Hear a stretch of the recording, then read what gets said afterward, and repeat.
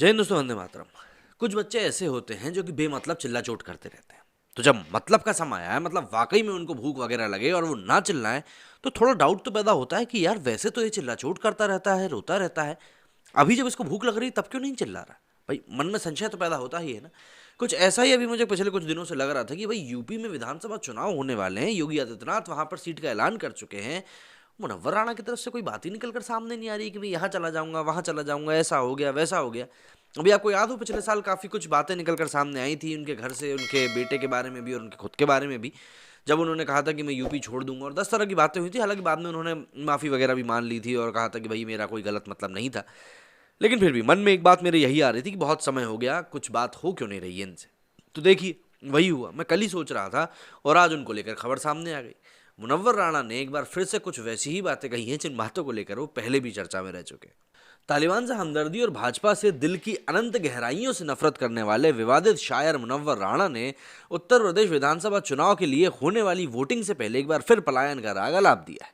उन्होंने कहा कि अगर उत्तर प्रदेश में फिर से योगी आदित्यनाथ की सरकार बन जाती है तो वे पलायन कर जाएंगे।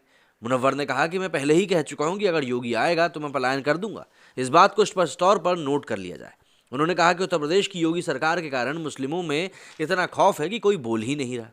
मुस्लिमों ने अपने घरों में छुरी रखना तक बंद कर दिया है कि पता नहीं योगी उनको बंद करवा दे।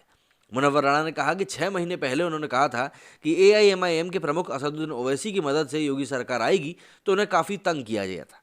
उनका आरोप था कि ऐसे कहने के कारण उनके खिलाफ कई केस दर्ज किए गए थे। उन्होंने कहा कि ओवैसी की बेवकूफ़ी के कारण प्रदेश में फिर भाजपा की सरकार बन जाएगी।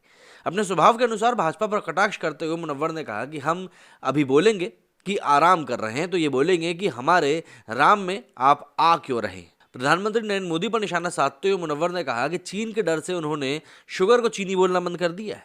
उन्होंने कहा कि कैराना में 10 हिंदुओं के पलायन की बात होती है, लेकिन यहाँ हजारों मुस्लिम पलायन कर रहे हैं, इस पर ध्यान दिया जाना चाहिए।